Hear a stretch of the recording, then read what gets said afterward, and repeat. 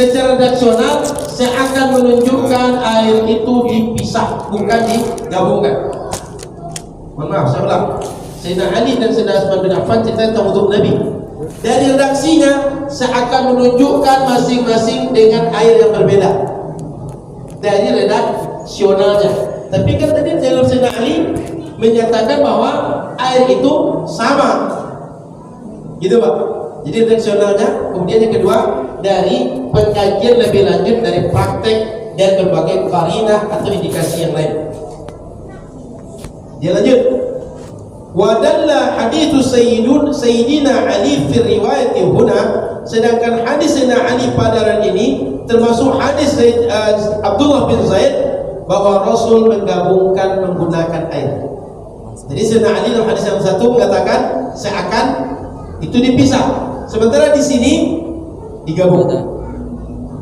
Coba bayangkan Pak, orangnya sama Pak, tapi memahami kata yang satu pisah, kata satu lagi digabung. Apa tidak ribet memahami masalah ini? Apa tidak butuh konsentrasi? Tidak butuh banyak referensi? Maka orang awam dibuat kaji macam ini repot orang awam.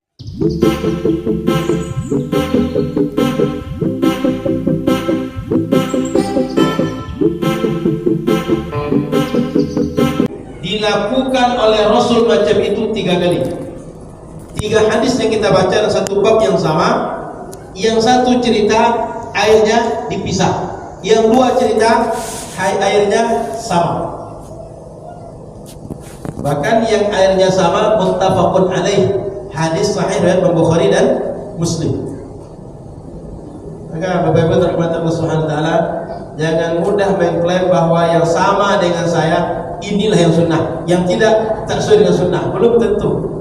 Ini buktinya hadis 3 hadis, 2 hal berbeda. Satu, airnya sama antara kumur-kumur dan ke hidung. Yang kedua, beda. Maka Bapak Ibu yang dirahmati Allah Subhanahu wa taala, kita lanjutkan apa yang bisa kita pahami dari hadis ini. Poin pertama, hadis 1 yang di awal tadi, yang ayah, yang datuknya juga berikan hadis tadi, Talha bin Musarrif tadi. Hadis itu menunjukkan yustahabbu an yafsila al-mutawadhi baina al-madmadah wal istinshaq.